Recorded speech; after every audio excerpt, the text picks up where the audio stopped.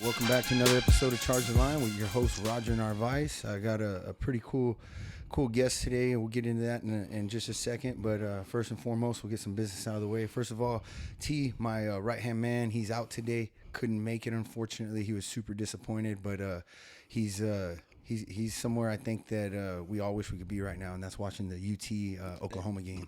There you go. So they're going at it right now. Yeah. Well, shit, I didn't even realize it, man. So yeah, but he's up there doing that. But we do have a special guest today. He's a well-known realtor here in the city. He's also an entrepreneur. Him and his wife, I was just talking to him before we jumped on, and I consider them a power couple, not only in business but in life in general. So we're gonna get into the weeds of everything, kind of pick his brain a little bit about all the above, and then also talk about your fitness journey as well, because you know I know that. You said you just got back from Vegas. You're already hitting the gym. So, yeah.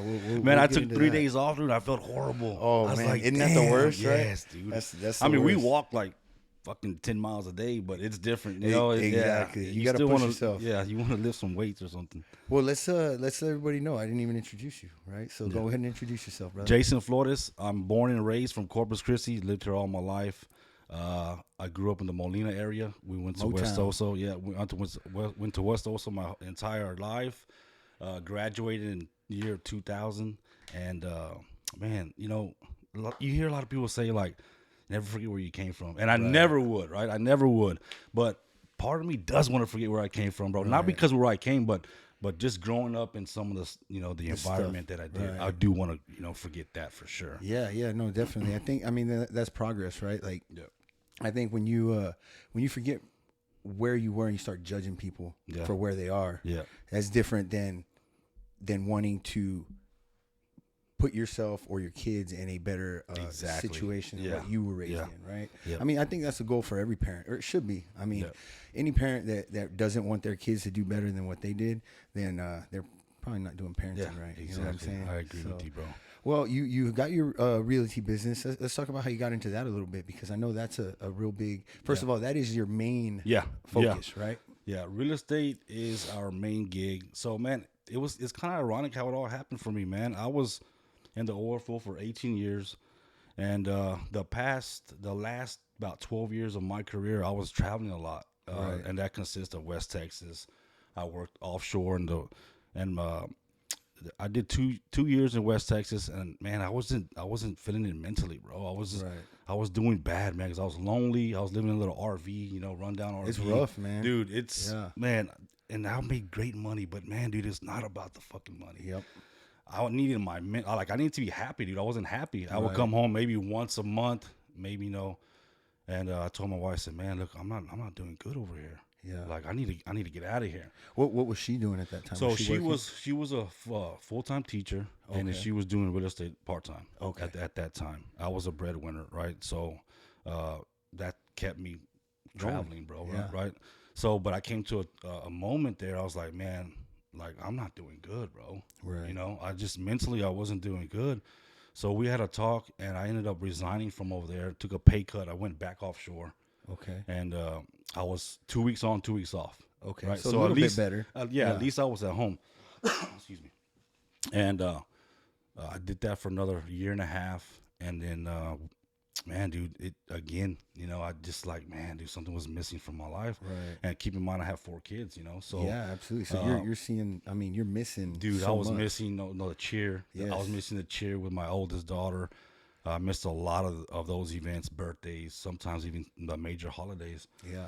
So, man, you know, one day we were eating dinner, and I was home my 14 days off, and Lisa said, why don't you get your real estate license to help me whenever you're off, because you fucking go fishing and barbecue. Yeah, you're living it up, yeah.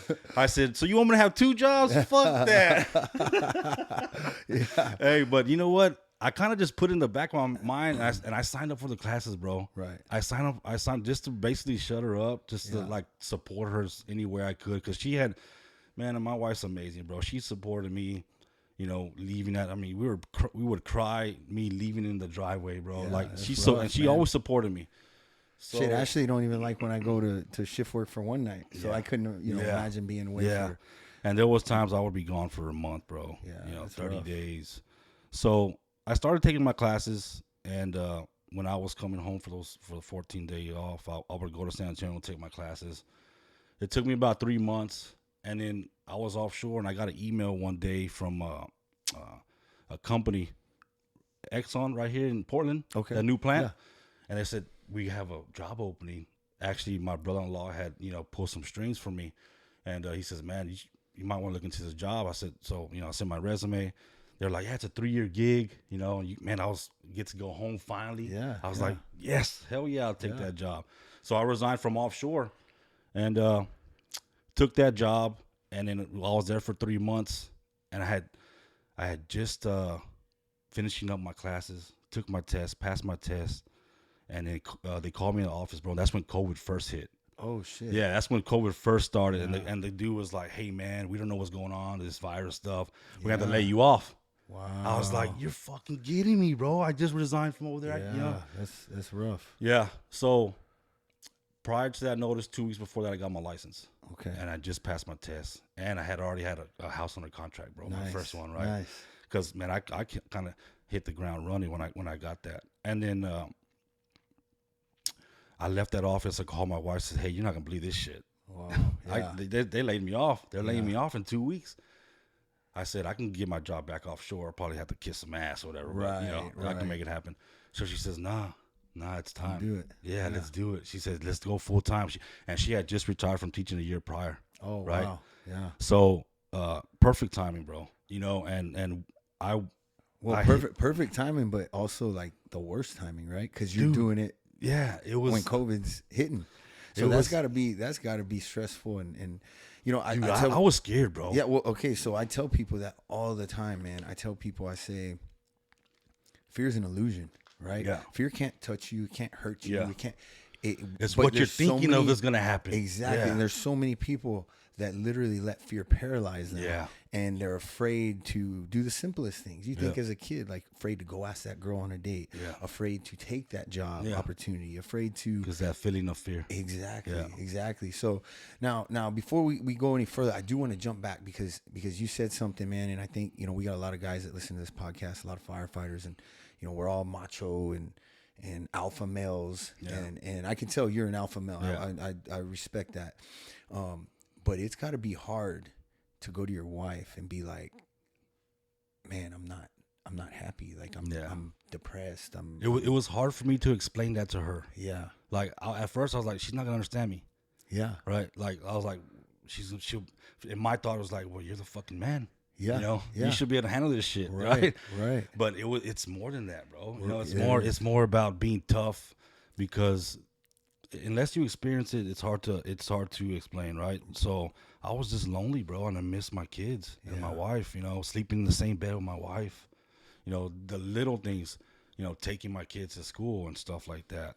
And that says a lot about your wife, because there's a lot of women out there that they get caught up in the lifestyle. They get caught up in the Benjamins. Big time, dude. They, like you said, you're the main breadwinner, and a lot of times there's women that aren't necessarily concerned about their husband's happiness as long as they're bringing able that paycheck, to buy what they want and spend what they want on the kids.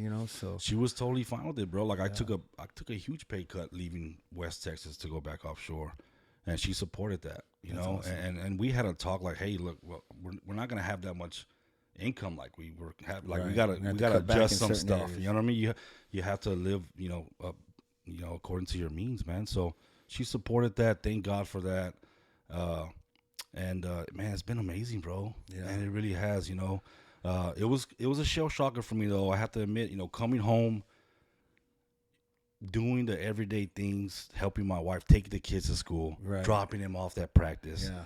Like, dude, that's a fucking lot, bro. you realize how much they do, Dude, right? You I realize had a whole new respect for my wife in that aspect, because she was at one point she was a teacher, selling real estate, and then dealing with our 4 kids, bro. Yep. I was like, and I'm over here bitching because I had to take the kids up to school in the morning. Yeah. Like, damn, dude. So kudos to the women, the wives that hold it down like that, man. Because I tell you what, they're hard to find, bro. For sure.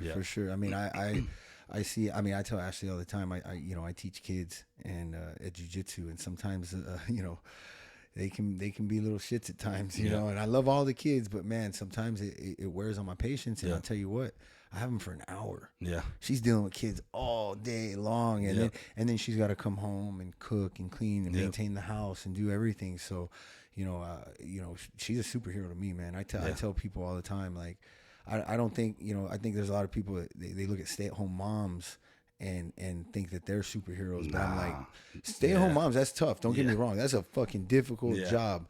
But a woman go wait in the fucking pickup line for 30, 45 minutes. see how hard it is, right? Exactly. Yeah. You know, but well, man, you got into the real estate and COVID, and that had to be, I mean, shit, man. Were y'all ever nervous or scared? You know, man. You know, I was, dude. I can't even sit here and lie to you because I was making $150,000 at that job. Right. So now basically nothing. Right. So I was like, fuck, man. Either I make this work and do what I have to do to make this work, or shit, I'm gonna sell my house. You know, I have to change my whole lifestyle, bro, because I mean, you don't have that money coming in, you can't continue to live the lifestyle that you're living. Yeah. So I was like, man, and plus I don't want to be broke, bro. Yeah. Yeah. Nobody. I don't want to be broke, dude. Man, so man, I hit the ground running. I ended up selling 33 houses my first year. Wow. Yeah. Nice. So man, it's been amazing, dude. It's been a challenge, you know. Owning your own business, it's not easy, you know. Well, and you were, I mean, how old were you when you started? Real estate? Real estate. I was 39. 39. Yeah. So yeah, I mean, so 40. I'm 43 now, so I'm on my fourth year. Okay. Yeah, I'm on my fourth year. So you were 40 years old, changing careers.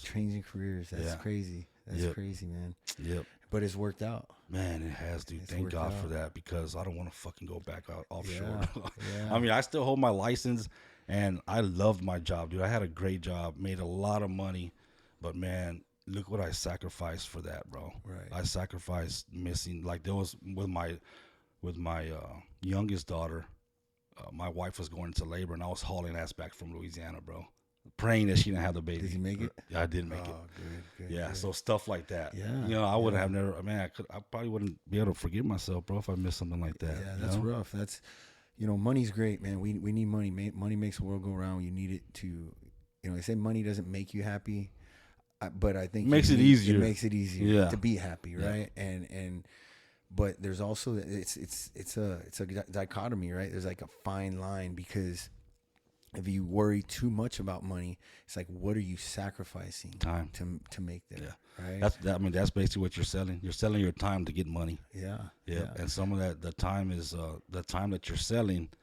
There's really no dollar amount that you can even put to that, bro. Yeah. You know, just as like, I take my daughter to school, and I watch them get off my car. I'm like, wow. Yeah. That's a great feeling, bro. Hell yeah. You know what I mean? That's a really good feeling. Thank God I'm able to do that. Yeah. I'm fortunate and I mean, I miss, you know, we work every third day, and I'm gone for 24 hours, so I can't be here, but I'm off 2 days after that. Yeah. You know, and it's allowed me, being a firefighter, has allowed me to, you know, because we can switch shifts or get time off, and it's allowed me to be there for those moments. Yeah. And I missed a lot, you know, initially with the fighting. And that's why I feel so blessed to have my little one now, you know, at 5 months old. And it's, you know, I'm soaking it in. Yeah. Because when my daughter was born, I was in the middle of becoming a pro fighter. She actually was 2 weeks old at my second pro fight. And so I was like all in, trying to go to the UFC, doing everything I could, training, and I didn't have the energy to do anything, and so I missed a lot, and I can't get that back. No, you know. So now I try to make up as much as I can by being there, all the cheer events. That's all we could do, man, and just kind of learn from that. You know, I think that's a big thing, and right now, I wouldn't go back for no amount of money. Yeah. They couldn't fucking pay me enough, bro. I love my schedule. I love to be able to if I wanted to take a day off, I could, or, you know, just spend the day with my kids, I could do that. So I'm grateful, bro, for that, for sure. Well, that's awesome, man. I know you're kicking ass. I see you on the socials just doing your thing, and you know, you're a straight shooter and a real dude, and I think people respect that. I think some people they they might get turned off a little bit by the realness or the rawness. Oh, yeah. That guys like me. I have. experienced that a lot, bro. Especially in the real estate business. Oh, big right? time, dude. Because you get people that I'm sure want you to just like kiss their ass for every little thing. It's this business is so funny. It's just like some people they act like they're not the real person that they're acting like, bro. Right. Like me, you're gonna like the way I act on social media. That's the way I act in person. Yeah. Right. Yeah. So it's like, man, I'm not gonna change my personality just to be a people pleaser. Right. I mean, I'm gonna be straight up and truthful with you. I'm not gonna bullshit you, and just I'm just gonna be raw and real, bro. Like I think that's a big thing we lack in today's society. Yes. I mean, people like. There's no realness anymore. Well, it's so easy with the social media stuff to present yourself as something you're not. Right? Big time. Just by a profile picture. Yeah. Oh shit. I mean, talk filter on filter, right? Yeah. So, but I mean, it's really that simple. It's like there's so many people that do things for the gram, right? Yeah. They do it for the likes. They do it. I guess my thing, I'd rather have and you're right. We're not everybody's cup of tea, bro. Right. And that's cool with me. You know what I mean? Whoever's down for me, I can fuck with them. Right. But if I'm not, it's all good, man. Just do your thing. Yeah. Because I'm gonna keep doing my thing regardless, right? Do you the way you that's do it, bro. It's gotten you to where you are. And some people take it the wrong way just because I think it's emotion. Their emotions get to them, like jealousy and envious, and they can't control that shit. So they start talking out or just treating you different. It's weird, bro. People are funny. Yeah, I think once you get to a certain point, it's sad, but I think human beings are like crabs in a bucket, right? Mm-hmm. Like, you see the crabs, and if they work together, they can climb out of the bucket together. Yeah. But they're always constantly pulling each other back down. Yep. And unfortunately, I think it's just our fallen nature that the envy, the greed, the jealousy, it really takes a hold of some people, man. Yep. And instead of just watching people thrive and succeed and being happy for them. Yep. They just want to bring you down. Yeah. And I've experienced it. I've seen it in every facet of life. Yep. And at the workplace. You see it everywhere, bro. It's crazy. And you can't get away from it. Nope. So you just got to maintain being you and staying true to yourself. And what I've experienced, because I tell people, our gym isn't for everybody. I coach a certain way. I'm not, thankfully, the gym isn't my only source of income, right? Yeah. The fire department is what pays my bills. So I tell people, I'm going to teach the way I want to teach. I'm going to speak the way I want to speak. I'm going to coach the way I want to coach. I'm not going to, coddle somebody or change my style up because I've had one or two people that don't like it and they decide to go somewhere else, and that's the great thing about, where we're at is there's plenty of gyms out there for people that maybe don't like my style of teaching, but I think we have to be careful these days in what we're willing to give up or what we're willing to change about ourselves to make other people happy. Absolutely, bro. Yeah, I'm not trying to change myself for someone that brings no value to my life whatsoever. I agree, man. I agree. But most of the people that are hating, they bring no value to your life whatsoever, bro. Yeah. So it's like, and the same goes for like the yes men out there. Because once you start succeeding, you're gonna get those bandwagoners. Oh, bro. You're gonna get those people that jump on your coattail. Yeah. Shit, I still got them, man. There's people I see on my Facebook post, and recently there was some stupid ass fake profile that started running their mouths and saying some ridiculous shit. But I go and I look, and I'm just curious. I see who's liking the post, and some of these motherfuckers are my friends. I didn't request them. Like, I didn't go and add them. Dude, they added people me. People are funny, bro. I'm telling you, man. I don't get that shit, dude. I see that in this city particular. I'm sure it's everywhere, but I guess I don't know if it's more prominent in the city for whatever reason. But maybe we're too small. Like the city too small. It's funny because it's not a small town, right? Yeah, but it is a small town, exactly. Right? So it's like it's a big little city. Yeah, it's everybody knows everybody's business. Everybody's big time. Trying to one up each other, and it's just you got to maintain your focus and drive and ambition, and it seems like that's what you and your wife have been doing, and man, y'all are kicking ass. Y'all are doing awesome. But I do got to ask because that. There's a lot of people that you hear and it's like, man, I'd never work with my spouse. It's too much. And you guys seem like you embrace it to the fullest and not only like thrive, but enjoy, like actually like enjoy doing it together. We do, bro. How is that, man? How is that working with your wife? I mean, it's not all roses, right? Right. I mean, we work very, very well together because we're totally different. Like our personalities, of course, are different, but our work styles are different. I'm kind of a more out there, like I'm gonna say things that I'm thinking, and necessarily Right. she's more conservative. Yeah. You know, she's not out there like I am. So that's probably the biggest difference in our business. Because I tell her like ideas that I'm thinking about doing. She's like, "Nah, you don't do that. Yeah. You know, you're gonna piss somebody off or something like that, right?" You have no idea how many posts that I've sent Ashley and be like, should I post this? And she's like, well, maybe hold off on that. Because she's the exact same way, man. And I respect that, but at the same time, dude, man, I'm just gonna be myself, bro. Yeah. You know what I mean? I think that's important for anybody that's in you know, that's an entrepreneur. Like, be yourself, man. You know, just be yourself. But going back to the way me and my wife work, she's a lot more organized, bro. And I'm working on getting like that because I see the benefits of that in my business. Right. But I'm kind of I make decisions real quick, bro. She'll sit on them, you know. I was like, man, let's make let's get this shit going. Yeah. You know, let's get it done. So and we I bring all the leads. She has the administrative stuff down to the bone. So we kind of complement each other in that aspect on the business side. But and sometimes we piss each other off too, bro. Yeah. You know, it's not. I mean, we work well together, but I also notice that if me and her are in a disagreement, you know, and we're not, you know, communicating, you know, like we should be, because sometimes we get into disagreements, bro. You know, I mean, we're pissed off at each other, right? For whatever reason. It might be from the kids. It might be about finances. It might be that I went to a place that I shouldn't have, you know, and stopped and had a beer or something. Just something like that.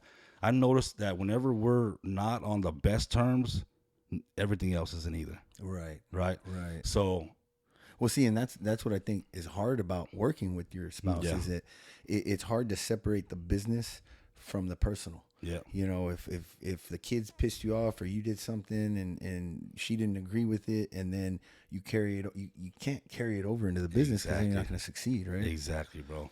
So we kind of, and we're getting better at it. Like whenever we have a disagreement, hey, let's talk about it. Let's squash it, because I know if we don't, then the rest of my day is gonna be fucked up dealing with you and still trying to be my best at my business.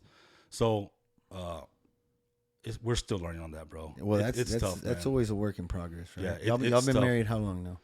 So we just celebrated 18 years. 18 years. Yeah, Nice. I've known. Yeah, thank you, bro.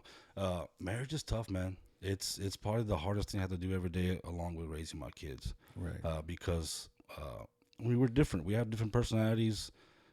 There's things that I like that she doesn't, and then vice versa, right? So it's finding the common ground for sure, and respecting each other for sure, bro. Yeah. You know, like respect that I'm different than you. Like don't try to fucking change me just because, you know, you don't like something that I'm doing. Like respect it. Like I'll probably never change that about me.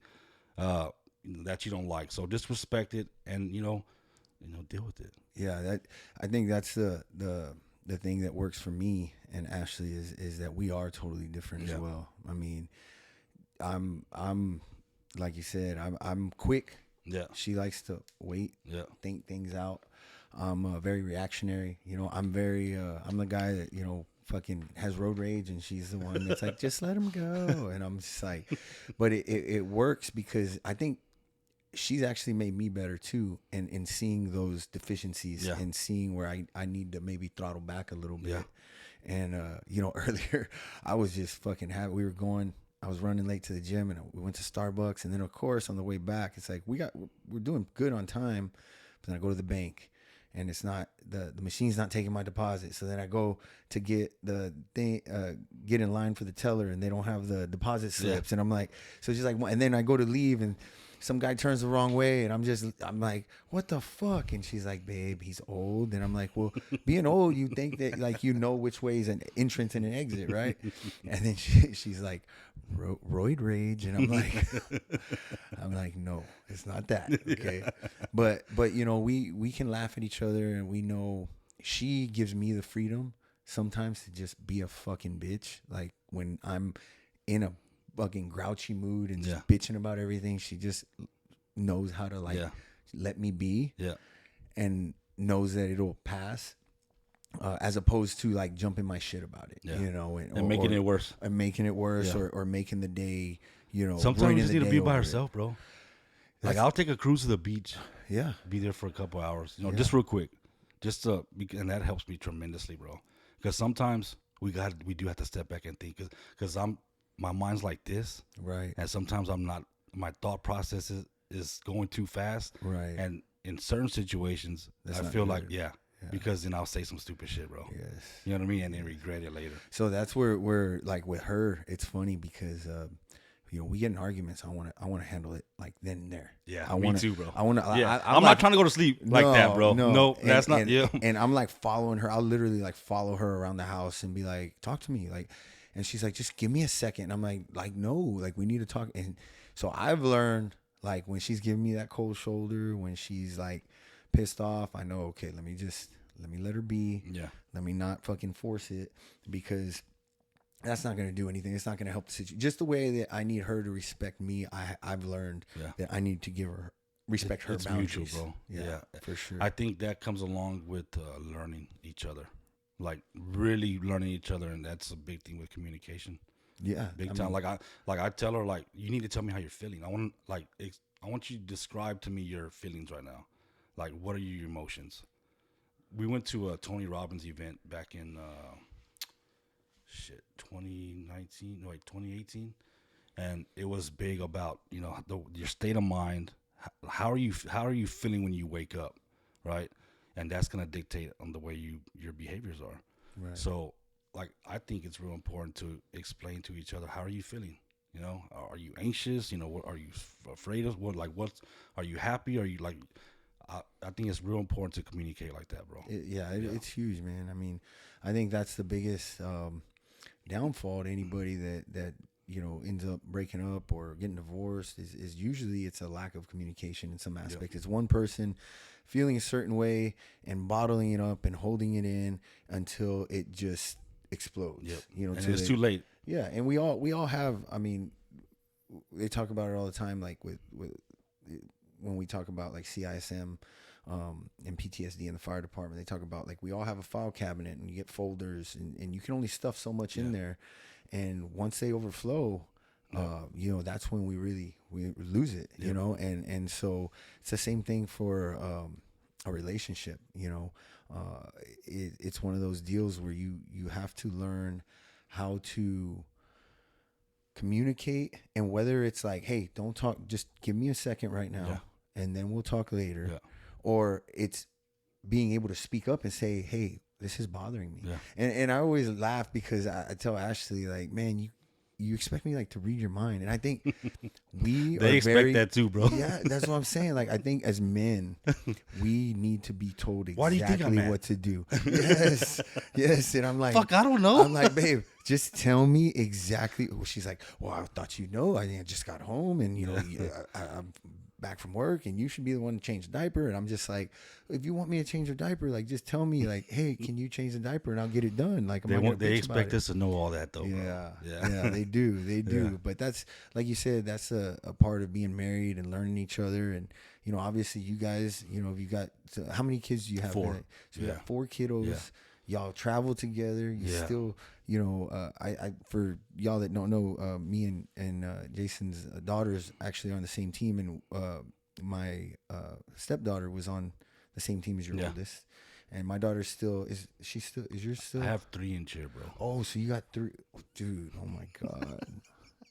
Bro, I had 2, and I was like, I don't know, bro. I don't know how you do it, because that's rough. What, it's fucking tough. If nobody's ever been to a cheer event and had to deal with a cheer weekend, man, it's a challenge. I have to be honest, bro. I don't like it, dude. No, it's you know what rough. I mean? Because sitting there and shit. Yeah, and then and it's the same. And I hate to say it like this, but you watch them do the same performance, the same routine. That they've been doing all year long. And it like never changes. It might change a little bit here and there, and then but you know what? I've embraced it, and I'm that cheer dad now, bro, that I'm like yelling and because screaming. I look at some of my memories, bro. It's like every year, like they're getting older in their cheer uniform. Yes. Right? And I missed a lot of that, dude. Damn, man, that sucks, man. I'll never get that time back, bro. But you're doing the best of what you can now. I can, dude. I can. That's all I could do. And now I enjoy it, dude. My daughters are so beautiful. And my little ones, she's excited. Dude, they love it. Yeah. Like, they eat shit and breathe cheer, bro. Like, all day long. They're jumping around the house, doing their routines. And right there, look, Dad, this is our dance. And I'm like, okay, Or we'll be in the pool, and my two older ones, I can't lift their ass anymore. They're too big, bro. Want to be practicing but the little ones, yeah. Dad, let's stunt. And I lift her up, and that's good stuff, bro. Yeah, man. You can't. It's the biggest thing I think about life is learning where you went wrong and learning how to correct it. Absolutely, bro. And as long as you're able to make those corrections, then really nothing is done in vain. I mean, it sucks. We always talk about Eliana, our baby. She's gonna have the best of us, because we were both at different places when we had our daughters, and now we're financially in a more stable position. We're happy with each other. We're able to give her the love that maybe we weren't able to project to our other ones in certain situations, and it's just like you said, you're learning from that. Yeah, man. Yeah. It's that's important, dude. But that's life, right? That is life. Man. Growing and growth and just purpose, really, man. I wouldn't change it for a thing, bro. I love my girls. My son too. My son's in college. He just went to his first year in college. Nice. How was that? Man, dude. At first, I was afraid for him. Right. I was like, damn, dude, is he gonna be able to do this? You know what I mean? Because my son's super smart in his own way. Technical stuff. He could fix anything. Right. But he wasn't always interested in academics necessarily. So I was like, damn, man, I hate to spend all this money. And then he drops out or he just doesn't like it. But damn, dude, he's loving it, bro. That's awesome. He's going to Kingsville. Yeah. So, and we get to see him. He'll come home and stuff and wash his clothes. But we kind of want him to stay over there. Yeah. Right. But man, he's surprising the crap out of me, bro. He's like, I see a change in him. Well, that's the goal. I think that's the goal of every parent is like, we want to set our kids up for success. And it's like I told Ashley, like, Kaylin just left. She's at University of Houston. And I mean, hopefully she don't come back, and not because of anything more than if she don't come back, that means she succeeded. Yeah. That means that she was able to get her degree and make good money and buy a house and do all. And of course, we're gonna be there regardless of what happens. But I think that's something that's hard for a parent to kind of come to grips with, and more so with women. Yeah. Right. I think as men, we understand that that's the natural progression of life. Yeah. But with women, you gotta leave the house, bro. Yeah, you got to. You gotta leave the house. Like, you can't stay here, bro. You know what I mean? Well, especially with boys, with men, it's totally different. Yeah. I mean, you can't. And I think that's why my son's thriving, because he feels a sense of independence. Yes. Like, he's on his own.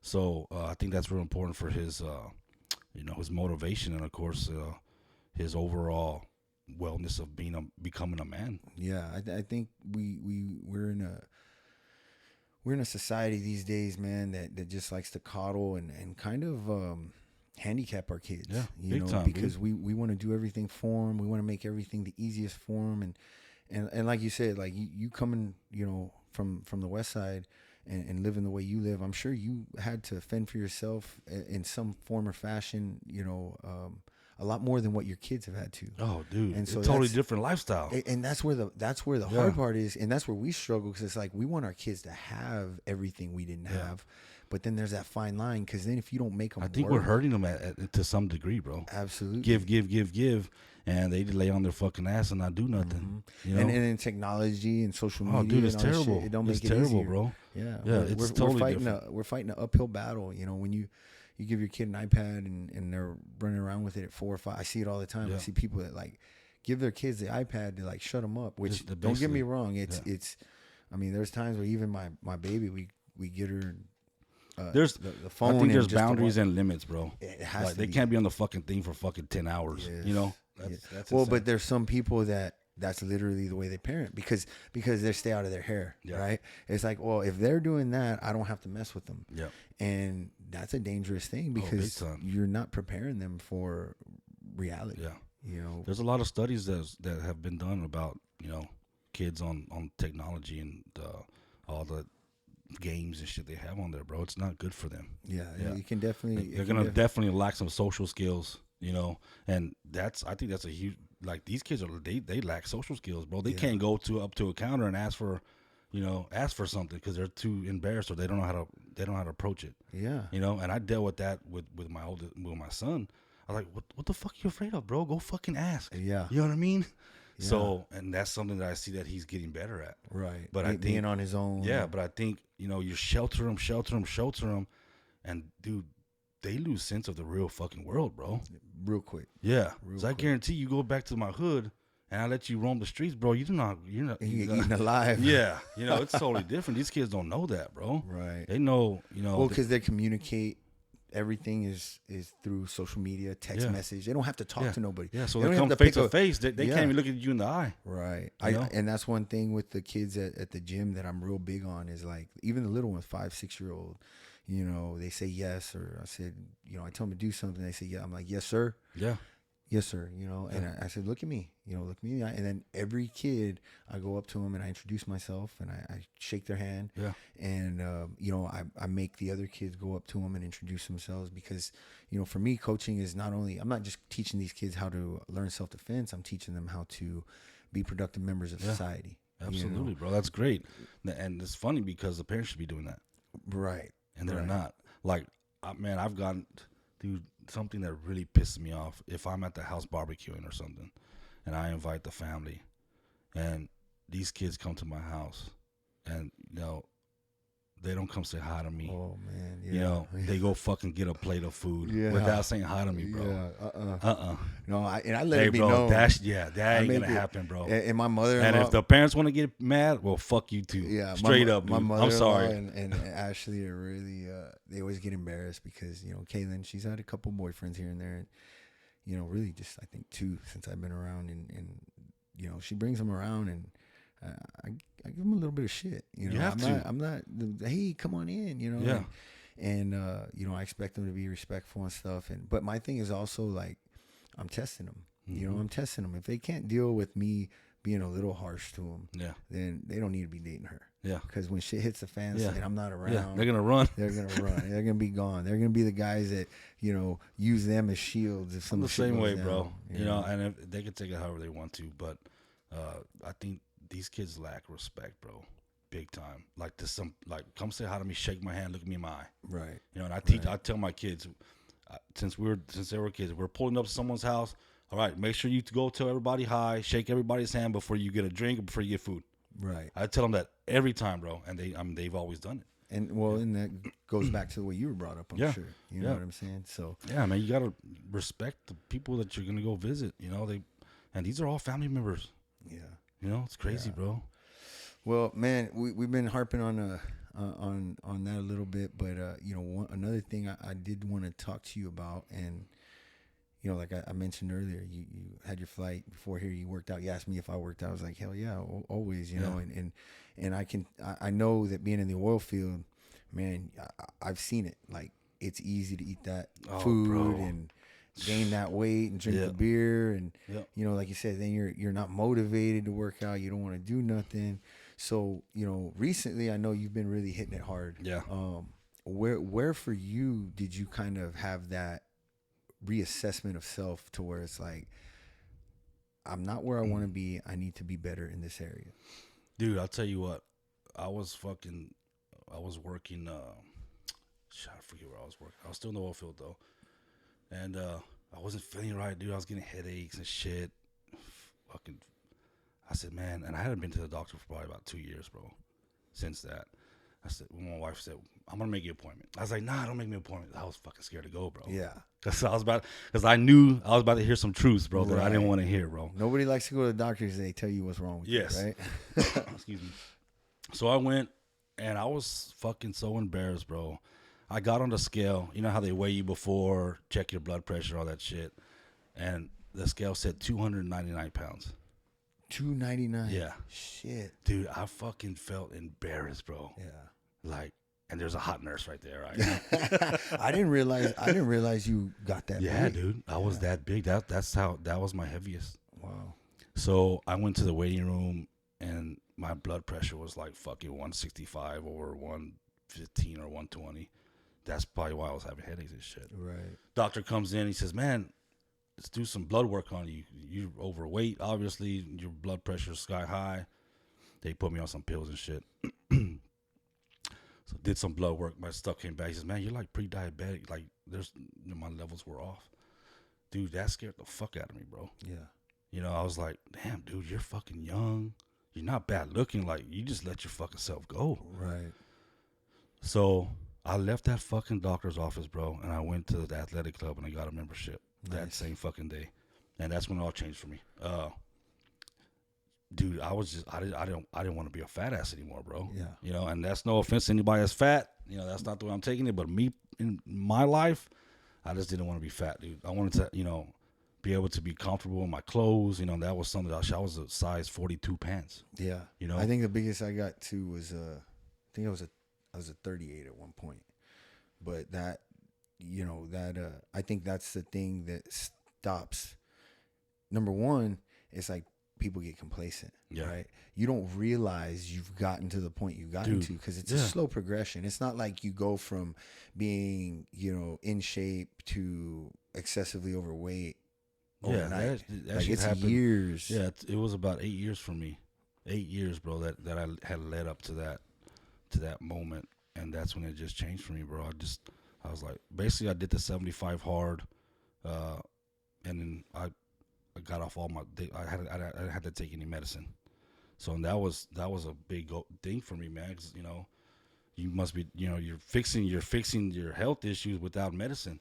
So that's a big thing that I've been hearing about, and it's not necessarily a diet per se, right? But it's like a total revamp of your lifestyle. I think you're supposed to read like 2 chapters out of a book a day. And then work out twice, one time outside, and drink a gallon of water, consistently. And damn, dude, I got in the best shape of my life. Bro. Well, and it's like no cheat meals. No, dude. No alcohol. No alcohol. You have to stop drinking processed sugars. Yeah. So and man, discipline, bro. Something I learned from that was discipline. Because, fuck, dude, halfway through you're like, I couldn't do, like, it was like challenging, bro. Well, how much weight? So it's 75 days. How much weight did you lose in that? I think in 75 days, how much did I lose? I probably lost about 45 pounds. I got down to like I was around 245, somewhere around there. And then I lost after that. I kept on working out, and I got down to 215. 215. Yeah, I'm about 230, 235 now. But then that was probably 2 years ago. And then I gained a little bit of weight back, and I kind of had that moment again. Started drinking every day, bro. Right. And so I stopped drinking for 6 weeks because I wanted to get back on track. Yes. And basically that's what you've been seeing. Like, damn, dude, I feel great right now. You know, like I feel energized. Of course, I wake up fucking sore. Sometimes my joints and stuff. I've tore Achilles tendon. I've had a lot of sports injuries because I played a lot of sports. So, but I just show up, bro. I think when you get to a point where you start to see the progress, then it makes it that much easier. And then not only is it like a chore, because anybody that's ever changed something that they've had to do, it's not easy at first. It's a little bit of a challenge, right? Dude, it fucking, some of these workouts, they're tough, bro. Like, fuck, you wake up the next day, like, fuck, I'm not doing that shit again. Yeah. But there you go again. But once you start seeing the progress, yeah, dude, like, then it's like you're like, shit, I want to push myself even harder. It's amazing to see your body change like that, bro, because you're hard work, And one thing that I would encourage anybody, like, you gotta be disciplined. You gotta, like, discipline has changed my entire motivational thinking, the way I feel. If you just stay disciplined on anything that you do, man, you will fucking knock it out of the park. I promise you. Whatever you're doing, and that's just not my physical fitness, but that's work. Like this morning, I went to the office for a couple hours just to finish some stuff because we were gone. But you got to be disciplined, man. Well, very rarely have I ever come across. I don't know if I've ever actually come across somebody that is super disciplined in their fitness and in their health that isn't somewhat disciplined in every aspect of their life. I have noticed that whenever, the past, because I've been hitting it hard for about 3 or 4 months now, really like working out 5-6 days a week. I have noticed that in that short time, my business has increased also. Like the level of my business has increased because my discipline is trickling over to my business also. From you know what I mean? So, well, not only that, man. I think the physical appearance, right? Like it says something about you. And I preach this to the guys in the fire department because, when I always say firefighters used to be looked at like as and we are still heroes, right? Yeah. Like people put that label on us and they expect us to be able to show up and do a job a certain way. And there's a saying like they only call us on their worst day, right? And so when we show up and we don't look like we can do the job, what kind of confidence does that put in the community? So for me, I take it as a personal thing to, I always tell people the byproduct is the aesthetics, right? The way you look. It's more about the way you feel, the way you function. Can you tie your shoes, or is your gut in the way? Because I've been there. I've been that guy that was overweight and fucking Whataburger was like a staple in the diet, and don't get me wrong, I still can pound a triple but again, meat, triple cheese. There's balance, bro. You have to have that balance because if you overindulge, I mean, it's not going to be good. The hard part is when you first make that change, that discipline has to be so strict. I think that you have to sacrifice immediately. You can't be going out and shit, bro. No, man. Yeah, I wouldn't go because I couldn't drink. And I was like, fuck, why am I going to put myself in that situation? Right. You know what I mean? Right. And just torturing myself, bro, to have a drink whenever I did quit. So I wouldn't go to certain functions. Yeah. And people will look at that. Your friends will look at that. They'll probably like talk shit, or they'll probably give you a little bit of shit about it. And your real friends will support you in that. Your family, they'll support you in what you're doing. But there's that's the other part of the battle of making the change, is being able to deal with the emotional aspect of, man, I thought that dude was cool with me, and now because I can't go and fucking go out every night, he don't want to call me no more. But in the end, the growth and the self-development that you have, it's gonna trickle down to, like you said, it's for you, it's shown in your business. Yeah, big time, bro. And it's because of that discipline that you have instilled in yourself, and making sure that you make your fitness a priority. And I think that's the thing. It's probably, of course, my wife is my number one priority. My kids are my second, and my health is the third, bro.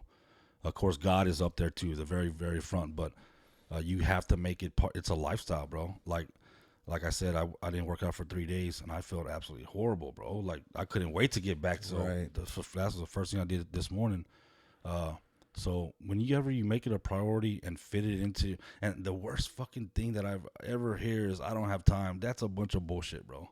That is the biggest fucking bullshit excuse I've ever heard. Wake your ass up earlier. Yeah. You know what I mean? It's really that simple. It is, dude. It really is that simple. Because so there's no excuse. You got time, man. Yesterday, perfect example. We had some family over, and I wanted to get a workout in, and we had the baby, and we had to clean. Ashley had to clean, and I'm like, you know what?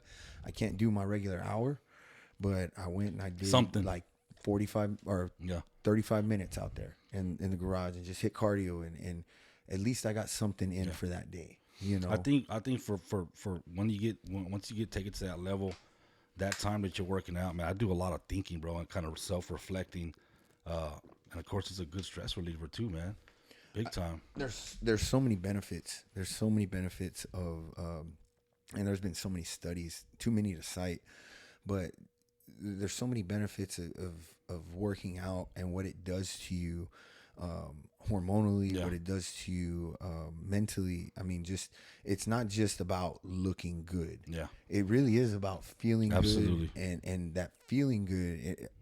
Like I say, you look good, you feel good, you fight good. Yeah, right. And so it's that confidence that it gives you, and when you have that confidence, it's going to carry over, and it's projected. Yeah. People see that. Yeah. You know, people see that when you walk into a room. And for somebody like you, you know, when you go to show somebody a house, if you're, you know, overweight and sloppy looking, like, I mean, for me personally, I'd be like, man, I don't know if this guy's, you know, got his shit together. It's true, bro. You know? Yeah, perception is the reality, dude, to the people that perceive it. Yeah, and you walk up and you're in shape and you look good, you look well put together. Yeah, they got their shit together. Well, they know what they're doing.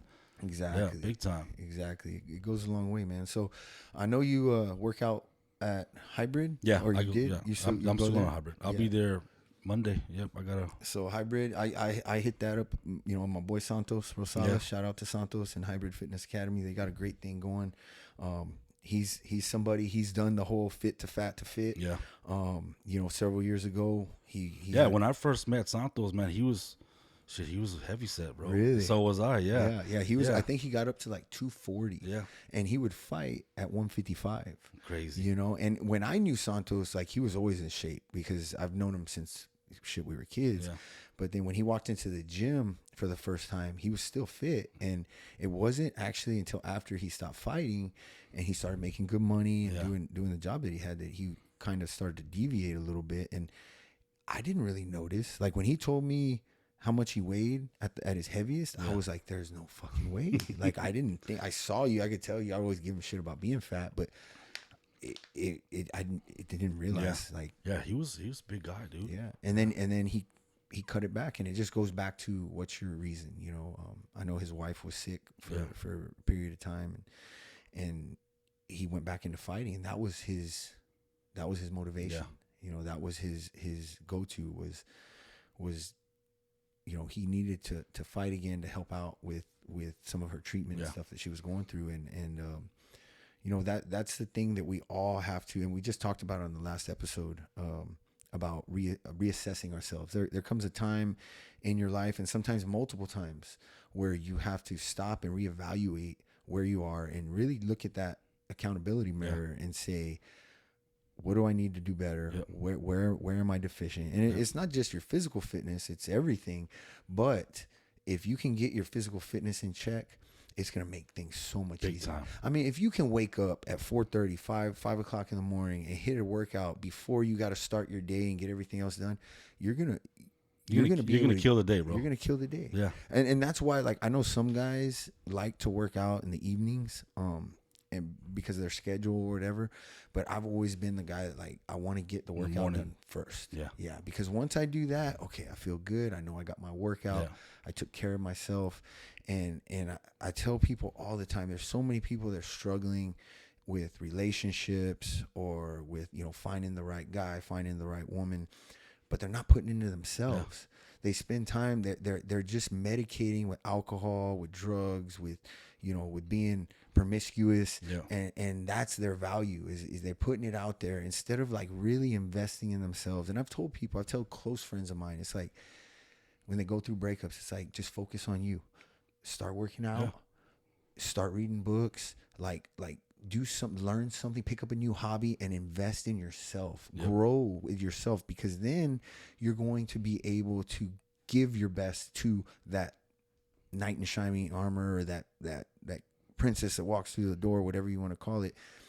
And that's when you'll be able to really give 100. Yeah. But if that person comes and you're not investing in yourself and you're not ready, they're not going to you know, they're gonna treat them based on what they see. You know, you can't expect the best to come to you if you're not giving your best.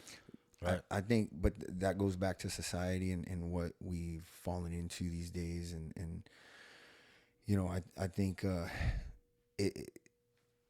it's hard because truth hurts, right? And I tell Ashley, I said, when you love somebody, you don't sugarcoat shit. Yeah.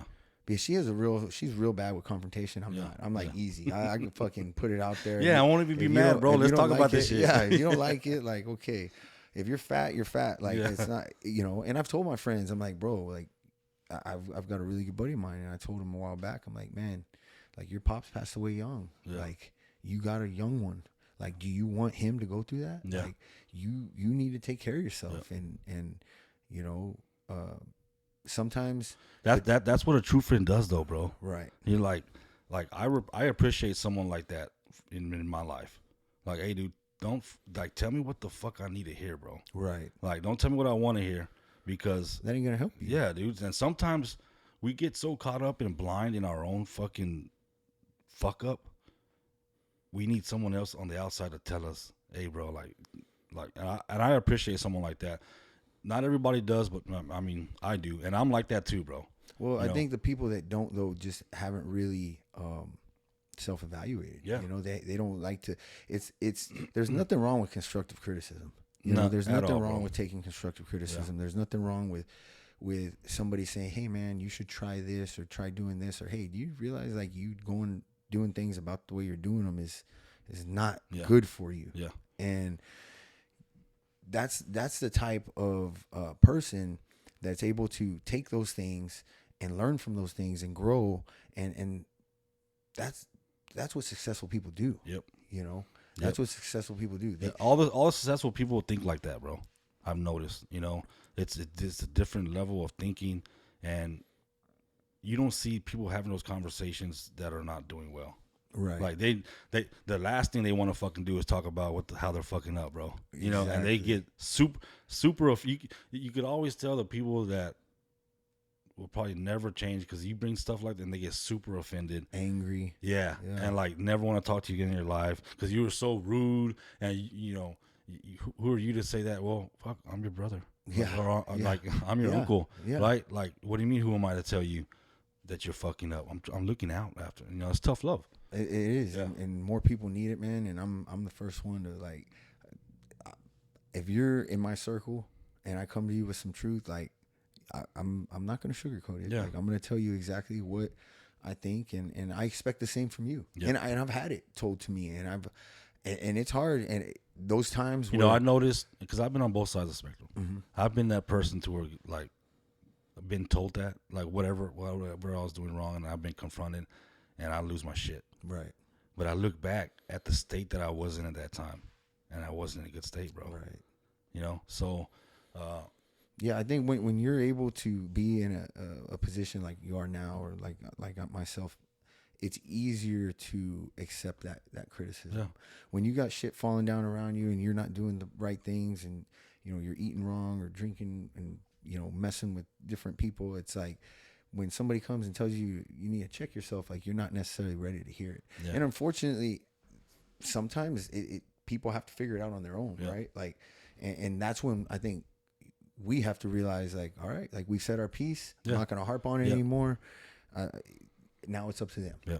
You know, and you know, to be successful, like you got to be able to take criticism. You got to be able to. I still shit in the fire department. Like I talk about it. If there's a rookie that can show me something that I haven't seen or new technique, you know, that they may have picked up, I'm gonna take it and learn. Absolutely. From it. You know, same thing with jiu-jitsu. It's like I have a white belt. Hey, coach, have you seen this?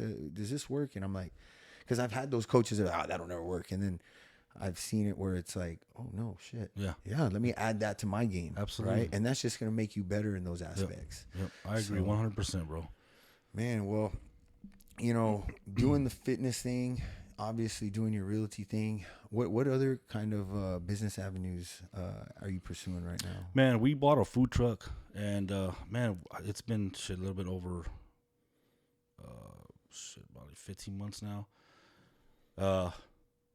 It's a tough business, bro. Yeah. That's a super tough business because I was in there doing like cooking.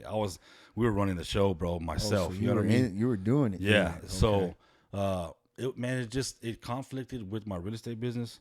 And of course, my wife was like, nah, fuck no. Right. Right. I was like, you know what? I agree with you. I respect that. So, I mean, we still have the business, but we hired a manager to do all that, and they're running it. So, that's I think for that business, that's something for someone that wants to do it full time, right, that has like all the passion in the world just for cooking and doing that. But my main thing is the real estate, and then we do. Of course, I have the advertising business, the big screen, right, explosive advertising. I've had that business for 2 years, and man, that was just an idea to kind of promote our business. When I first got into the real estate business, I said, man, how can I advertise myself? And the funny thing is, I was at a stoplight one day, and 3 little cars passed by, and they had a little teepee on top. And they were advertising for Ashley's Furniture. Okay, Right? yeah. So I was like, oh, man, that's fucking pretty catchy, right? Yeah, yeah. And I had just got into the real estate business. And it instantly brought me back to in Vegas where you see the billboards up and down the strip. Yeah, absolutely. I was like, man, that'd be fucking cool. My face on the side of it. Yeah. Right? Yeah. Yeah. So, dude, I fucking started Googling mobile billboard builders, right? And it leads me to a guy in Vegas, right? So I call him, and it just so happened that we're going to go to Vegas 2 weeks later. I say, hey, well, let's meet, right? So I go to their facility, and, man, they're building some badass stuff, right? He says, what's your idea? He said, I won't, he said, we build the box trucks all day long with the screen on the side. I said, what about if it opened up to one big screen, He says, man, I built something like that before, not quite. He says, let me work on the blueprints, and I'll get back with you. So about a month passed by. He sends me the blueprints. He says, all right, send me $20,000 for a deposit. I'll get started on it. I was like, oh shit, this is really fucking happening, bro. You know what I mean? We're about to do this. So yeah, so get back out now. So I was like, I told my wife, and we fucking did it. It took about 3 or 4 months to build that truck, and it's a pretty amazing machine, bro. Yeah, I've seen it. Man. Yeah, we advertise on it, and then of course it plays movies, video game. We hook up the Xbox, and then we rent it out for birthday parties, Super Bowl. We'll be watching the 49ers Cowboys game tomorrow, bro. Oh, nice. Yeah. Hell yeah. That on the big screen. Yeah. Right? So that's a good business. Advertising is always a big business, but it's about as long as you run the business right, man. I've been contacted by a couple of topless bars, some psychic reading people that I chose to turn down that business because I just didn't want to bring that into my into my business. Man, I respect that. Yeah. I respect that a lot. Yeah.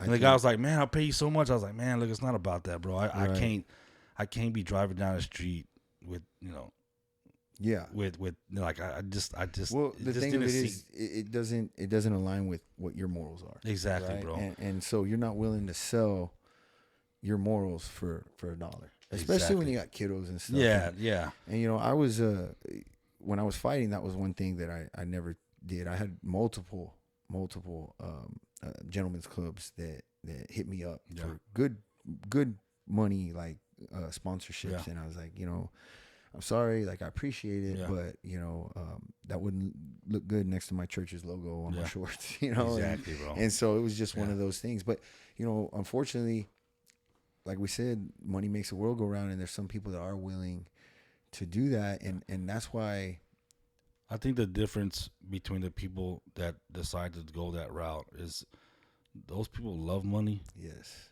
I like money. Right. I like money, but I'll never love it enough to make decisions that it's going to jeopardize, my soul for sure. Well, and that's one thing, especially having daughters, man. That's yeah, so big. man. They're looking, bro. Well, and that's what's so scary though these days. Is it's so easy for these little girls. I say little girls. I'm talking 18, 19. Young women to go into the OnlyFans spectrum or like doing dude, this. They're stuff, all doing that now, bro. And it's sad, crazy. Man. It's crazy. It's sad, and it's. Some people, they think that that's... well, these are the same women that they exploit their bodies, right? All over the internet. And then they're mad at Trump for saying that he's going to grab their pussy. No, I mean, it really is a... I'm not trying to bring it to politics, but it's those people. It's that. Right? It's crazy, dude. Like, we live in such a backward society, man, about what's acceptable and what's not. But, there's got to be... there's got to be some meeting in the middle as far as what's not acceptable. Right. Well, right? And the only thing we can do is kind of hold to our values with that. That's it. Right. And set an example. Right. Because if I ever found out that they were like, dude, I'd probably lose my shit. Yeah. You know what I mean? A dad that wouldn't, I don't know. He's probably a baby. That's fucking pretty embarrassing, bro. Yeah. It's rough. And unfortunately there's young girls out there that's what they've been raised like as far as wanting the money and having the nice things, and they get to a point where it's like, okay, well, I don't have any skill sets, I don't have any, but I'm an attractive girl, so let me just put it out there. And then unfortunately we got idiots out there, men, because it's really our fault. Yeah. Like when you think about it, if there weren't guys subscribing to that shit, then it wouldn't be a business.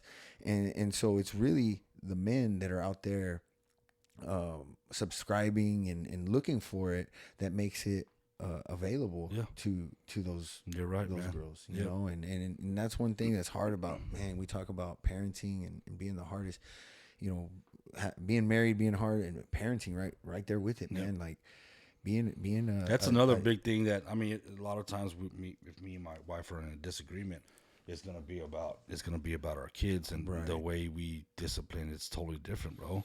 You know, there's just some things that it's okay with her and it's vice versa, right? So my kids, they're not dumb, dude. You know, they know they know how to play. Yeah. They know so how to play, certain things, I'll get the phone call first, asking if they could do so and so, you know, whatever, and I say no. Then they call my wife, she says yes, and then. And that's then how it it puts you all starts. against each other. That's how it starts. And that's the hard part, though, and that's what you guys gotta like really hammer down is that, like, no matter what, like, if we're not in agreement with it, like, we're not gonna let them know that, because they will use that against you. Absolutely. Right? And for me, I mean, I have my daughter half the time.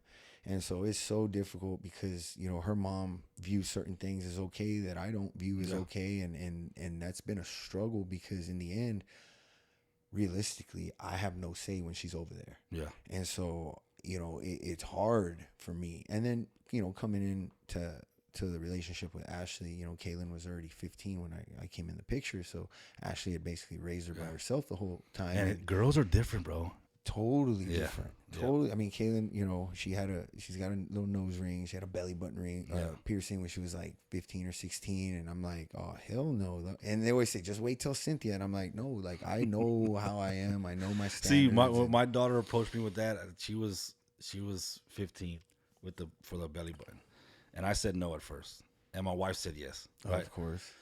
So I was like, fuck no, you're not gonna be fucking walking around with a little dangling with thing, your shirt up, exactly. Like, so one time I decided to take my daughter, you know, out for dinner, just me and her. And you know, and we had a great conversation, bro. We communicated. Okay. She's like, "Look, Dad, you know, just because it doesn't mean that I'm permitting, you know, that's not promoting that." I said, she said, that's just the perception that you're getting off based on, you know. They see it as cute. We see it as sexy. Exactly. Right? And we don't want our daughters at 15 years old. You hit it. So, you know, she fucking convinced me to let her do it, bro. Oh, shit. Yeah. She broke you, bro. She broke you. But you know what? Now, I mean, I look back and I'm like, okay, there was a couple arguments that didn't even have to be, you know, had because of that, right? So that was just one instance. But it's crazy, man, because a lot of times we do get into disagreements because of kids. Yeah, no, definitely. Especially about money. That's a big thing, bro. Like, I don't like giving my fucking kids money. And I say that, not my fucking kids, but I say that, like, I want them to work, bro. Like, what are you gonna do for this money? I'm about to go pull Ashley in because she's in the. I'm gonna pull her and make her sit here. You know, like I'm looking through my account. My wife sends my kids money. 2 days later, again, I said, hold up now. There's got to be a fucking limit, bro. Yes. Send them $50 a week or whatever, but you're not sending them $25 every other fucking day. Yeah. You know what I mean? That's not fucking cool, dude. No. By the time you know it, like, fuck, where's our money? Yeah. You know what I mean? And then what are you teaching them? My thing, I agree with you 100%. I feel like kids have to earn it, right? They have to earn it. Yeah. What are you going to do for these $25? I mean, that's what chores used to be back in the day, yes, right? Dude. Like, my dad would make me do that. Yeah, and see, me, I never really had that. My mom would like spoil the shit out of me. My dad, I would see my dad bust his ass wearing fucking Velcro shoes and not even ordering like a full meal at Whataburger, just getting the burger because we were so selfless, tight. Yeah, and I look back and I'm like, fuck, I don't want my kids. I was a little shit. Like, I want my kids to understand and appreciate everything that they get, and if they really want something, like, I'll do anything for my kids, but they gotta earn it. They gotta work for it. And you know, Ashley's thing is like, well, there's gonna be plenty of time to work later, and I'm like, okay, but we've got to teach them now, because you can't just thrust kids out in the world with no kind of work. As long as you're explaining that to them and like teaching them, bro, in the right way. And sometimes I gotta be careful, because I'll come off as an asshole Like, I'm always an because asshole. because I'm fucking mad, Right. and then my tone is off, right? And then they think, well, Dad's, you're just being an asshole. Yeah. I said, well, no, I'm actually just upset because you don't get it. Right. You don't understand where I'm understand. coming from because you don't manage the money. I manage the money. And right? They don't understand that. That is something that I've talked to my wife about plenty of times, and that's something that I feel, and I might risk being called sexist or whatever in this situation. I've always, my thing is like, men are the caretakers, right? We are the ones, like, I'm thinking about when the kids are gone, who's going to take care of us? Yeah. And I have to set that up for us now, not when they're when they're gone and then we're by ourselves trying to save up everything. Because guess what? Even when they're gone, there's still going to be fucking expenses. Like, we're still going to have to pay for stuff for them and help them out. And I want to be in a position financially where when they're able to buy that first house, we can give them the down payment for the house. And we got into a disagreement probably about a month ago, bro, about the chair thing. As I was going through my account, looking at my books, I'm like, fuck, man, that's a fucking house payment, bro. I told Ashley, I said, as much money as she spent on cheer throughout all the years, she could have already paid for like an Ivy League school with her daughter. And it upset me because they don't understand where I'm coming from. No. All they see is the glory of being a competitive chair. Yes. And I respect that. I don't have nothing against that because it has taught my daughter's responsibility. It's taught a lot of valuable lessons. It does. It does. It is good in that aspect. It's still, you still have to manage your shit. Right. Right. Because if you're not managing your shit and you run out, then you can't do that. Exactly. Or it's like you get in a situation where this girl has that or that girl has that, where everybody's buying this. Well, I'm like, and I tell Ashley, like, you married a firefighter. Shit, I'm a firefighter. Yeah. There's limits, not a fucking bro. doctor. Yeah, like, there's limits. We got to be realistic, and to have the house we have and drive the cars we have and be able to have the money that we have set aside, like, it's with strategy. Yeah. And the strategy only comes when you're not just buying. But women are the nurturers. They're very feely people, right? So they want to. It feels good when they give their daughter, when they give their kids. Even like she bought me this like $300 fucking smoker for my whiskey for my birthday, and I was like, "Fuck, did you do that?" Yeah, and I felt so bad because I'm like, instead of being thankful, I'm the same way, bro. Well, because she bought me a setup that was like $89. Like last year, and it was it's a smoker, but it's the one they use at the restaurants where it's just got the wood chips and you got the cover, and it does the same thing. Yeah. This one's just a lot nicer and it's aesthetically like pleasing, and so. But I'm like, I get it, and I'm like, oh, okay, thanks. Like, and then I'm like, fuck, you're being an asshole. Like, stop. But I can't turn it off. I'm like, how much was it? Like, and so she knows now not to tell me, but I'll look it up. Yeah. Like, I'll look it up, and I'm like, you seriously paid that much money for it? Like, and I feel bad, but that's just the difference, and I'm the type, like, I do like to spoil my kids. I do like to spoil my wife, especially. Yeah. And I probably like to spoil my wife more than spoil the kids, because I've always felt, and maybe it's the way I was brought up, but as a kid, I got spoiled and my parents didn't get shit. Yeah. And so with me, I'm like, I want, make sure, like, we're the one working. Yeah. We're the ones working. So we should have what we want, and they should have what they need and some of what they want. Absolutely. But if what they want starts to get ridiculous, then we need to throttle back a little bit. Absolutely. I agree with that 100%, bro. There's got to be limits to everything in life, and that's one of probably the biggest things is finances, bro. Well, that's oftentimes when they talk about divorces and separation. Yeah, it's one of the leading reasons why people get divorced. Kids and finances, right? Kids and finances, and luckily, I mean, we're in a situation because, just to be quite frank, those are the two reasons why me and my ex decided to go our separate ways. But thankfully, finding Ashley, like, she does understand. And I have to catch myself, because there's times where I'm being too frugal and I'm worried too much. Because like she said, he's like, we could die tomorrow. And she's right. Yeah. Absolutely. Yeah, I can see that part too, because then it affects the way you behave. Yes. Right? You're so worried about, going broke or spending too much. You can't enjoy it. Exactly. You can't enjoy it. See, and I got PTSD, man, because when I was a kid, literally, I was in polo boots and fucking polo shirts, Tommy Hilfiger clothes, and I went to Carroll and I was hanging out with all the kids that had, their parents were making good money and shit. My dad busted his ass, but he was just he worked 2 jobs, and my mom was. You saw what he had to do though. Yeah, like you said. The fucked up thing was like I was totally oblivious until they came and they took both cars, and then we lost our house, and I was like, shit, man, like, and so I've always had that fear, and it'll never happen because I'm good with my money, but I've always had that fear, and so sometimes I got to be careful because I hold on to that too much. You definitely want to enjoy yourself too. Yeah, and I'm learning, and she's taught me that. Yeah. She's been a blessing in teaching me how to really deal with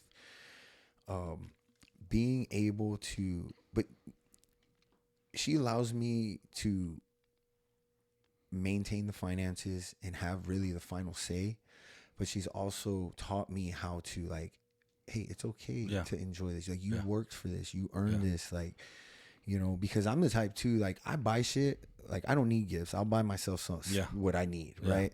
And every once in a while I'll splurge on something, but very rarely. And when I do buy myself shit, it's all on sale. Like, I'm always looking for the sales, man. I don't buy, whether it's shoes or clothes, like, they're always fucking discounted, online, whatever. I wait for the deals. But, it definitely has caused problems within our relationship at times, and not because of her, but because of me. And I've had to check myself and be like, all right, man. Oh, yeah. I'm the one that watches the account. I'm the one that goes through that stuff. She's totally. If I called her right now, she couldn't tell me how much money we had in the bank. I promise you, bro. And I could. You know what I mean? Right. But that's just part of my, like, being, like you said, being a man, right? And that doesn't mean a woman can't handle the finances, because I'm sure there's a lot of women that do, but someone has to do it. If no one, like, in our business, I have to do it because I know she's not going to do it. Right. Because she's more, it's all right. We'll just, we'll make it. Chill. We'll be fine. Yeah. I'm the type, like, I'm like, hey, do we got this money set aside for Christmas? Do we got this set aside for that? And then looking forward. And then I got to catch myself because I look in the account and I'm like, why am I stressing? Like, you're fine. We're good. Yeah. We're good. But, I like to plan, and it definitely has caused. I think it's part of being a man thing. Yeah. Yeah. I definitely think so. Because if you didn't have money in there, you'd be like, fuck, man. Like, that's my responsibility as a man to take care of. And it's hard for them to understand that because in reality, like, they're happy with just, and Ashley's not materialistic at all. Like that's why I love to spoil her. Yeah. Like, she don't ask for anything. She buys the kids before she buys anything. Her thing is a house. She likes to buy stuff for the house. So, like, when we first moved in, brand new house, right? Like, she wants brand new things, and I was like, fuck, we just dropped all this money on the down payment. We just paid a car off, like, and she's like, I don't ever ask for anything. And it felt bad because she like broke down and, like, was crying. And I was like, you know what? Like, she's right. Like, she busts her ass. She's a damn good teacher. She comes home. She does her wifely duties. She does her motherly duties. She deserves it. And she never tells me no. Yeah. And that's what makes it hard, is because she doesn't ever tell me no. And so when I start, I got to catch myself. And it is just my immediate reaction to be like, well, I don't know. Hold on. When I make a purchase, I know we're good. Yeah. But then when she wants to make a purchase, it catches me off guard. I'm like, well, I don't know if we. So I just like to plan. Yeah. I like to plan. If she tells me a month ahead of time, hey, next month, can we get this? Do y'all have one account? No, we don't. No, but we need to, and we've talked about it. I told her, like, we need to just get it, because she's told me just let's combine our accounts, and then you just tell me what this is the thing though, right? Because she's like, well, just tell me if we don't have money to buy stuff. And I'm like, I don't want to be that. I don't want to have that much control to where it's like, now I'm like, oh, I seen you spending, and I'm like, oh, and then I have to tell you more often, like, nah, we can't get that. Yeah. I don't like that. I like it the way it is. That's a big decision, bro. I mean, we both have access to each other's accounts. We're both on each other's. Actually, I'm fucking lying. She's on my accounts. She's on my account. We have joint accounts on my side. She still has hers from before we met, and I don't even think I'm on that one. But every time we get into disagreement, I tell her, I said, I'm gonna fucking get my own account. I mean, it does make things a lot easier because when I want to spend on her, like if she saw how much I spend like on her at times, she wouldn't, let me. But I feel it's good because she has that freedom to buy what she needs to buy. But she's also, man, she was by herself for so long. She doesn't like to ask me for shit. Yeah.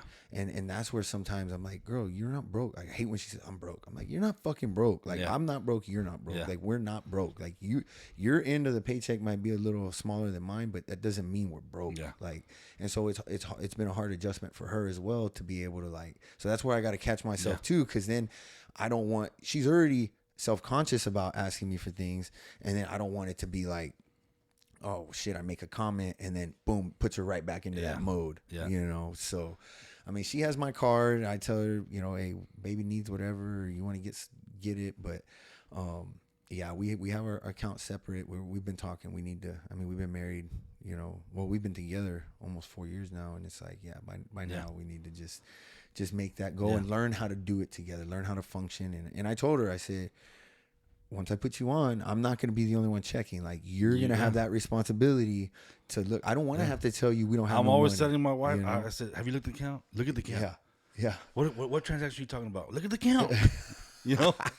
Damn.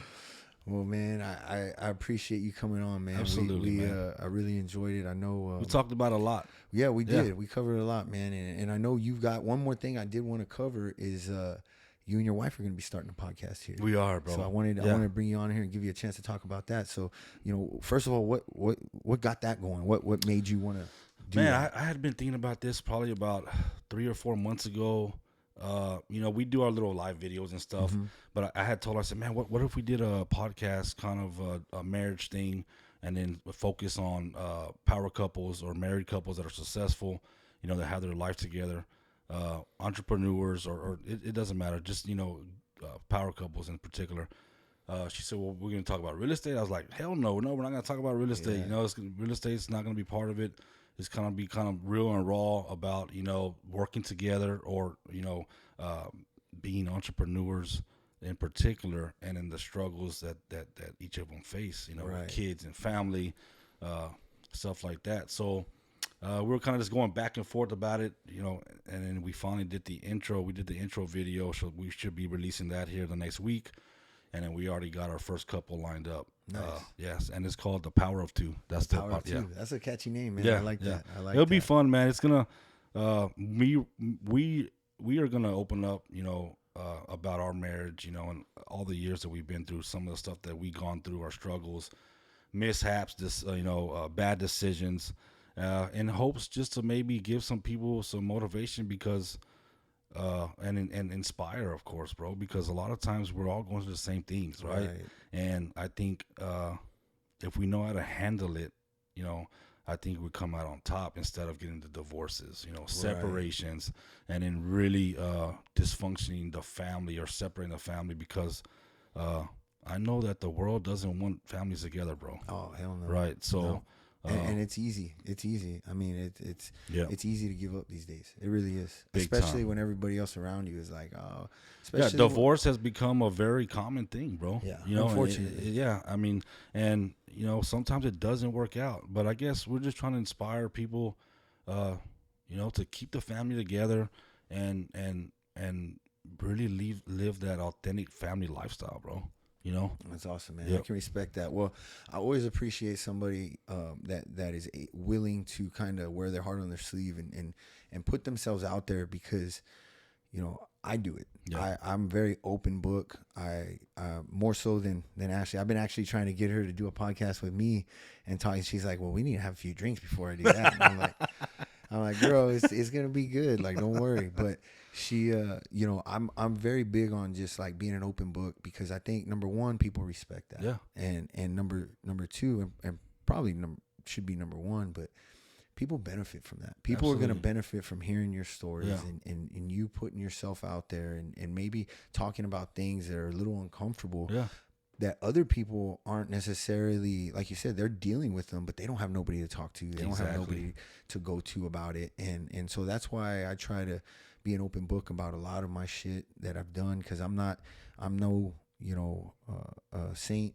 I've made bad decisions. I've done people wrong. Yeah. And I've done a lot of dirt in my time, man. But I've learned and I've progressed as a person. Yeah, we change, bro. People change, man. And I respect that, because I made some really fucked up decisions, bro. And now I can honestly say I'm not the same person. Yeah. Like I would never do that shit again, because I knew how much hurt and pain that I caused myself, my family, and of course God. Yeah. So it's gonna be good, man. I'm excited. I'm kind of nervous too at the same time, just because some people just take things the wrong way, and that's fine. Like I said, whoever we help, and whoever we don't, that's fine. Man, I tell people, when you read my Facebook, because I got friends that are always like, you write these novels. I'm like, well, if you don't fucking like it, scroll the fuck on. Like, that's it, bro. You can just keep going. You don't have to read it. That's my shit. What I'm saying? This is me, bro. Like, this is what you get. But there are people out there that do benefit from hearing some of the stories and some of the hardships and my advice. And so, to me, if I can help a couple people, it's gonna far outweigh the. And that's what it's about, bro. Helping each other. Yes, sir. Because life is fucking tough, bro. Ain't easy. If you could get someone to help you, just to navigate and help you with certain things, your vices, your struggles, shit, we all could use that help, bro. Definitely, man. Well, props to you, dude, because I'm sure that'll be a good one. I'm interested. I'm super excited about you guys getting out there and putting it out, and I'll definitely be subscribing. I appreciate the support, bro. Other than that, man, where can everybody find you at? I mean, man, my biggest platform is on social media. I have a pretty good following on Facebook. I'm the same way. I'm real open, bro. Sometimes I'll talk about controversial subjects just to kind of get a feel on everybody's take on it, bro, and to see the different responses that I get, because we're all different, and some of them are respectful, some of them are just assholes, and they take it the wrong way, and that's fine. You know what I mean? But Facebook is my platform. We have an office right here on South Staples, that our real estate office. That's where we work every day. What's the address? It's 30. Oh shit! I put you on the spot. 3850 South Staples, Suite 432. Cool. Well, if anybody's looking to get into some advertisement, Jason's the man. Yep. You guys need a house. I know people are thinking right now, like, not buying is like that's the funny thing. Talking about real estate with people that actually know real estate are like, now's the time to buy. Yeah. Like, even though the interest rates, I keep saying that, man. Now's the time to buy. Now's the time to invest. This morning I had a buyer's consultation at my office with a 22-year-old girl, and she got pre-approved. Awesome, dude. And like, talking to her, she has her shit together, bro. Yeah. Right. And I was like, man, I applaud you. That's fucking awesome, dude. Yep. You're 22 years old, about to buy your first house. Yeah. I said, that's incredible. So I guess it's all situational based. Some people are not in the position to buy a house, and we never want to sell a house to a person that's gonna be house broke, bro. Right. That's not what we're trying to do. Like, I don't give a shit about that commission check. Like, I would rather be able to sleep at night than put someone in a house that they're gonna go foreclosed in 2 years. Yeah. Right. That's not the kind of business that we want to run. We're gonna make our money not doing that kind of stuff, bro. I promise you. So it depends on your situation. If you have some money saved up, what we're seeing right now, a lot of people selling the house to use that money that they have in equity, maybe to start that new business or to pay off some debt and kind of get ahead. So I guess it's just all based on your situation in particular. There's definitely a lot of ins and outs with real estate. Oh, so. Big time, man. I think I think the stats say that 90% of millionaires are own a lot of real estate. Yep. Well, I plan on blowing up here pretty soon with the gym, and we got some other things in the works. So I'll definitely be hitting you up. That's one thing that we're been talking about, is maybe doing some investment properties. So I'm doing it now, man. We could definitely talk. We could definitely talk about that. I would even like to do a show just about real estate investing. Awesome. For the guys that are interested, because I got a lot of connections, bro, for hard money lending, and of course, finding the houses. Awesome, that's brother. my job. Well, hell yeah, man! I appreciate you coming on. We do got to give a shout out to one of our sponsors. You guys have been hearing me pump them up these last several episodes. Protect Seamless Gutters out here in Corpus. The crew is awesome. It actually got some good heavy rain this last week for the first time since I had my gutters put up, and man, made a I've total heard nothing but good difference, things brother. about those, bro. Yeah, Yeah. total difference. I mean, we've got a high pitch at the ceiling in the front, and that water just used to pound, and we could hear it in our bedroom. Yeah. And dude, it was quiet. Yeah. It was quiet. So they did a really good job. If anybody needs they do free. I